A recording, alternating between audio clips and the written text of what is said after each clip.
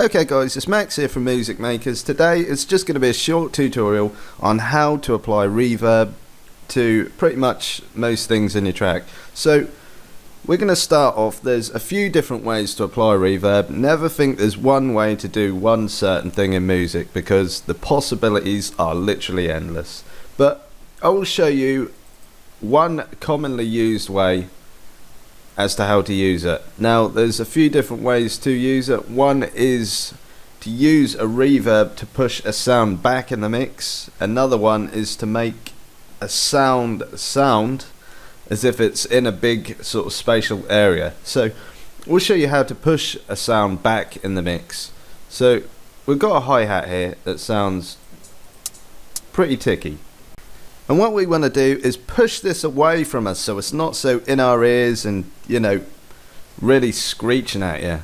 So all we'll do, we'll just go in the audio file, blah blah blah, audio effects, and get your reverb. So if we start this off here,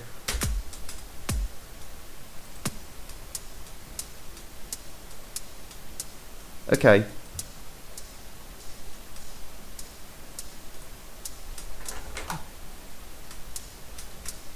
I don't know if you guys can hear it too well, but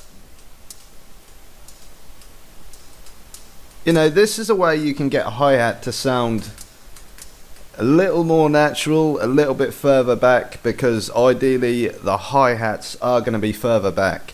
So, but not necessarily. But this is just one technique of it. Now there is another technique, and I'll show you this. It probably wouldn't be used as much on a hi-hat. It'd probably be used more on percussion. So if I get a piece of percussion, so okay, that'll do. That will do. So we've got a little poppy click, pop, and we want to put some reverb on it. So we'll get our reverb again. Now this time you're basically going to duplicate the track twice. Now in most other DAWs you probably won't have this feature, so you will have to literally duplicate the track twice.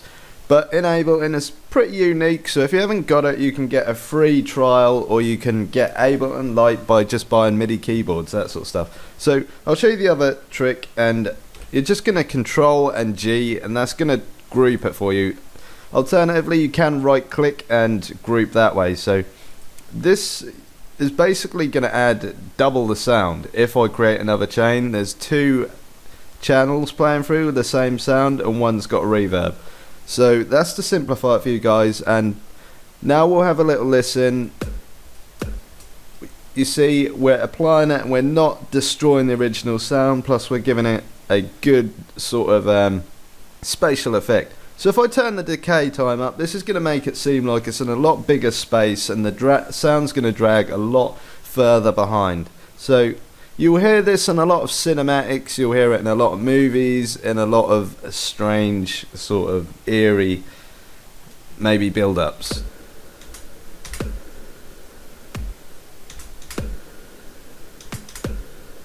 But you can hear now, it sounds like it's in a big hall, and the original sound is there as well without being affected. Whereas if I turn off this level here, which is the bottom one, it's kind of got rid of the transient and the punch of the sound. So ideally, this is another technique. Now, technique number 3. This is probably a technique a lot of different people use. I don't personally use it because I like my tracks to have lots of different reverbs. The modern music you get doesn't normally use one return track. So this is a return track, as I just said, and I'll teach you how to use it. So if we get the same sound again, we'll flip this round to the mixer, and of course our return track was A, so we flip it around and there is the A switch to turn up the amount of signal. So okay, this is this is going to work better when I turn the decay up. It's just going to do the same thing really, but the downfall to this is if you've got lots of different elements in the track, let's say a little hi-hat, you don't want all that reverb dragging behind. That's why a return track is useful, but it's not very useful. So the way I showed you, which on the second method is the best method overall, because you can control every single sound's reverb, you're not destroying the sound, and the first method's good if you've got tingy hi-hats. So really, unless you're doing some sort of quite old music that's not very advanced, you're probably not going to want to go for the sends unless you've got lots of different sends, and it's probably going to mud up your track because you'll have lots of different channels and you have to keep switching it around, and it's just easier for the number 2. Alright, well, thanks a lot for listening guys, like and subscribe, and I'll catch you guys later.